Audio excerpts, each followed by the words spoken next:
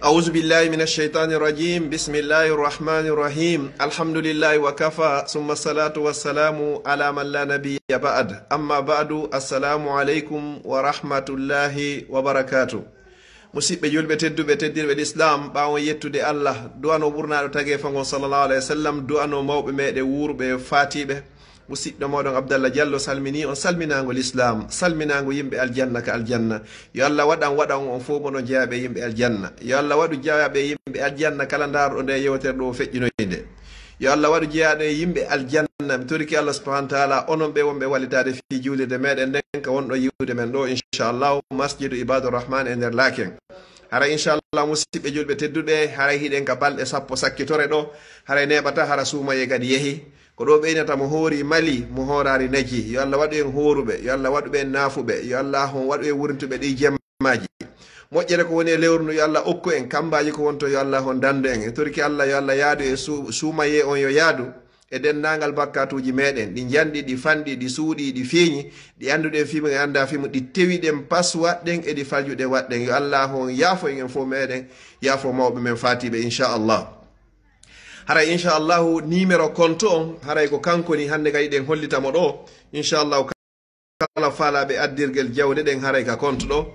haray ko kanko ni inchallah so yiiɗo joni haray numéro on hino ɗo onti wawa virgol ɗo directement yahaka compte juulirde masjid ibadurrahman ɗon hara rewrari hay e goto ko nder to woni e yanoyde toriki allah subahana taala kala viruɗo ɗo yo allah lumbinoymo sirate waɗnamo joddi aljanna maranamo ko bonata toon yo allah hollu en timmode ɗe golle ɗo kadi marana en ka bonata toon ya rabbal alamin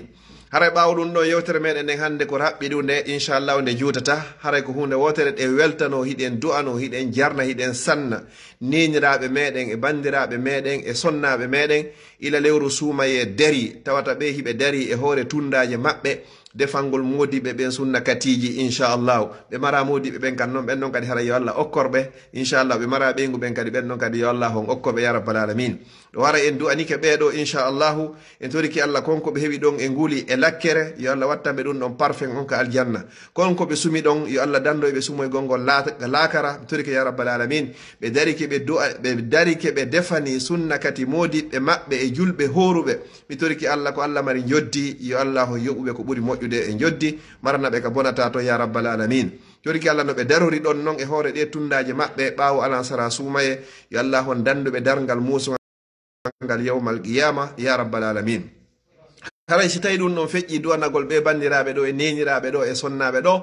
haray hiɗen fewtina yewtere nden enen duhi ɓen inchallah si sonnajo ma on waɗanima lewru suumaye num fop wannanima sunna kati haray enen kadi wakkilo ɗen hay so tawi ko complet hon inchallahu holtinen ɓe waɗen complet yeɗɗuɗo harana complet mo 25 euro na ɗum ɗon hara ko complet vaccin wi e basin wi molanagi hara ko complet yeɗɗuɗo hara tigi tigi on sooda ɗum ɗon hara o yeymo tun hara o welto nelaɗo sallllahu alayhi wa sallam haray ɓe maaki nene aicha hari kamɓe si ɓe ittayno sadaka ɓe ƴettaymo taw ɓe parfima mo ha moƴƴa taw ɓe ambala mo ha moƴƴa ɓe adda comme cadeau hara o yiyey ɗum ɗon tun o welto ɓernde nde welto taw hara hay o uditare iwgol ko nder ton kon ɓe landa ko fi honno ɓe inni wo seeɗa ittude sadaka onga ka juuɗe allah yanata taw si yanoya noon e juuɗe mom ɓa jonnude on haray ande musidɓe julɓe tedduɓe sa holtini sonnajo ma on hiɗa mari baraji andu kadi no fota kadi wa tawi ko sadaka ittuɗa kadi sa ñamminimo kadi la même chose tawi ko ɓiɓɓe ɓen kadi haray ko noon kadi hayɗa mari baraji naafi ko ɓeygure ma woni ko jonnuɗa a winnande kadi baraji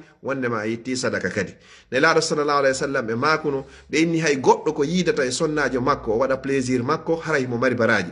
on so e sahabaɓe landi ɓeyni e min itta tuuyo amen plaisir amen e ɓeygoli amen mi winnane baraji nelaɗo maki hi ɓeyni ene accemi lando on si tawi goɗɗo yahino ittino on plaisir muɗum ka harmi o windanteno bakkado ka o windantake sahabaɓen inni o windanteno awa ɓeyni a ko noon kadi sa itti tuuyo ma on kadi ka daganima ɗon kadi hiɗa mari baraji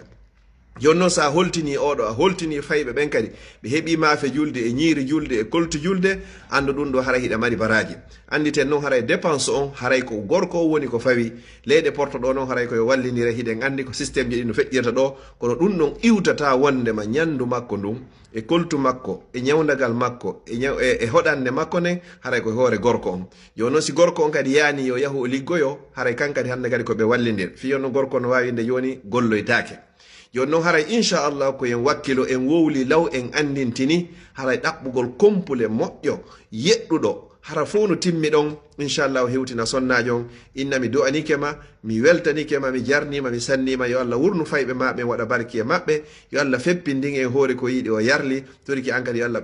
Allah ɓuttine ɓernde wo jokkirangol konngol ɗo haray kala ka konngol moƴƴol yaari inchallahu kere iwrata ɗon nelaɗo sallllahu alayhi wa sallam hiɓe maaki man kana yuminu billahi wal yawmi l akhir kala e moɗon laatiɗo himo gomɗini Allah gomɗini ñalande sakkitinde falyaqul hayran aw liyasmut haray yo wowlu ko moƴƴi ma ɗum haray yo deƴƴu si tawi noon hara compule heɓaki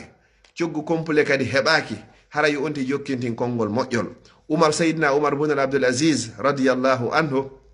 oɗo o laamino hit duuɓi ɗiɗi e feccere hakke ko nunɗal waɗno fewndo laamateri makko ndin tawi hande kadi bonoji ɗin e damme ɗin fof wona e kulal goto hay goto ñamata kuma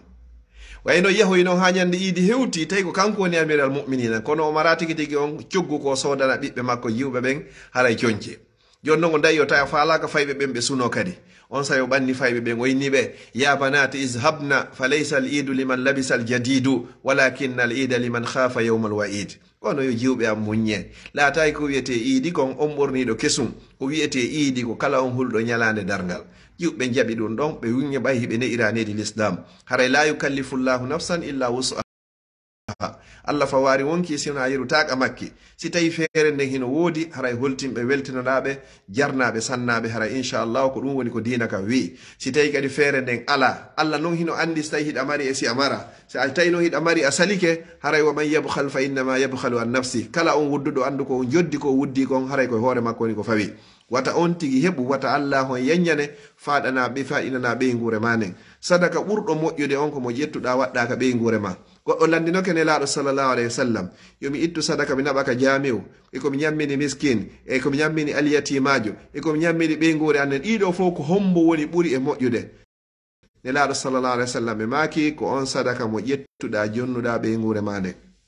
haray fayɓe ɓen haray yoɓe heɓu coñci kesi sonnaɓe ɓen haray yoɓe heɓu kamɓe kadi coñci kesi haray nayen inno Europe ɗo holtingol ala ɗo kadi holtingol no woodi ko faala kon jon sodanmo ɗum ɗon si feere nden no woodi so yehi a soodoyta kadi inchallah ƴettu mbuɗɗi jonnamo kanko kadi o yaha o soodoya o anda ɗum ɗo ko moodi a woni ko holtinilan ɗum ɗo hay si tawi koye nder laabiji ɗiɗi pette e nder hitande ka julde suumaye e ka julde donki ɗum kadi haray no dawa ka diina nelaɗo sallllahu alayhi wa sallam ɓe maaki e hadisi selluɗo kenketeren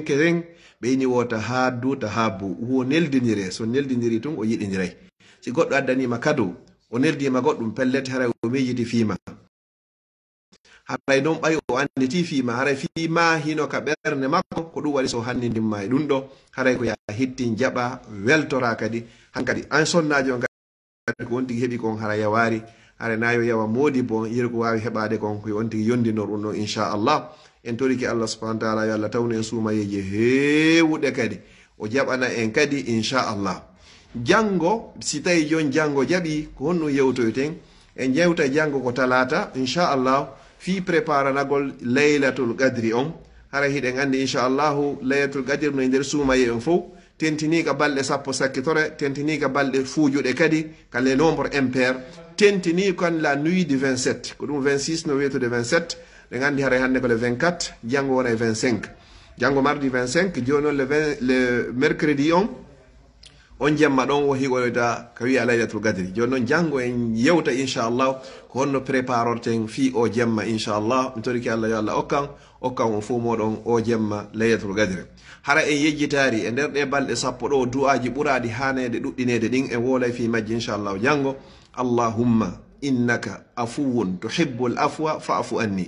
allahumma ya an Allah innaka no an afuwun ko a yafotoɗo tuhibbul afwa hiɗa yiɗi kadi yafagol fa'fu anni mi torike ma yafola ya rabbal alamin o du'a ɗo hanuɗen hebbingol wonti watta ɗon hoore ɗon honɗum kadi subhanallah walhamdulillah wala ilaha illallah wallahu akbar o hebbina ɗi konnguli ɗo e nder jammaji ɗi noon inchallah o watta ɗon honɗum kadi hebbingol janngugol alqur'ana deftere Allah nden o fillinnode o janga yeru ko wawi kon o janga o ɗuɗɗina kadi e nder ɗe balɗe sappo sakketere ɗo o wulla yeeso subhanahu wa taala o hebbina toradagol hoore makko moƴƴere aduna mi tori moƴƴere aduna wo laakara o kanko e ɓeygure makko e dendagal julɓe ɓen foppo inchallah mi torike subhanahu wa taala yo allah okku en moƴƴere lewru kone sumaye kon yo allah okku en jemma o ɗaɓɓaɗo ɗo hara hiɗen mari baraji wa rewɗo allah e nder duuɓi 83 musidɓe julɓe tedduɓe ettoɗen hara en ratari o jemma ɗo yo allah okku en mo haray en jango si tawi jon jango jaɓi haray onon wonɓe wallitade adduɓe ɓe men wonɓe addude kadi fi juulirde meɗen nde masjidi ibadurrahman yo allah yoɓu on ko ɓuri moƴƴude e joddi wata allah waɗu ɗum kadi sina jannatul firdausil ala yo allah waɗan on ɗum hara ko joddi natal aljanna mi toriki allah kala mo mawɗo mum faati mi toriki allah yo allah okkumo aljanna kala luttiɗuɗo e mawɗo muɗum yo allah hon ɓoyniduɓe ya rabbal alamin marɓe ɓiɓɓe ɓen yo allah wurnanɓe waɗa barki fewnanaɓe ɓe maraɓe ɓen yo allah okkorɓe ko fewi ko wuuri ko waɗa barki ɓe ɓiɓɓe mum boyliɓen ala wawde fewnde si wona allah yo allah fewnanɓe ɓe en toriki allah buyno tori du'awji fiika dewle e fiika ɓiɓɓe e fiika jawdi e fii kaydiji e fii bakkatuji e boneji kala ko waɗa en toriki allah subhanahu wa taala mo be faale muɗum on ko tawata no moƴƴanimo ka gurnan e aduna ko allah wawi huntude haaju jiyaɗo yo allah huntu haaju an hunta haajuji moɗo ya rabbal alamin mi toriki allah kala feƴƴinoyɗo nde yewtere ɗo o daari nde o feƴƴinirnde li waji hilla yo allah on feƴƴinoymo sirate simo mari ande ka ɓerde makko yo allah on ittanmo sino woodi ko faala ka ɓerde makko yo allah on okkumo si tawi no woodi ko huuli ka ɓerde makko yo allah on dandumo si tawi ko marɗo yo allah on ɓeydanmo si tawi komo jogaki kadi yo allah on okkormo si tawi mo mari ɓeygu e ɓiɓɓe yo allah on wurnanmo waɗa barke muɗum rabbana atina min ladunka rahma wa hayyi lana min amrina rashada wa sallallahu ala nabiyyina muhammad wa ala alihi wa sahbihi wa sallam tasliman kathira wa akhiru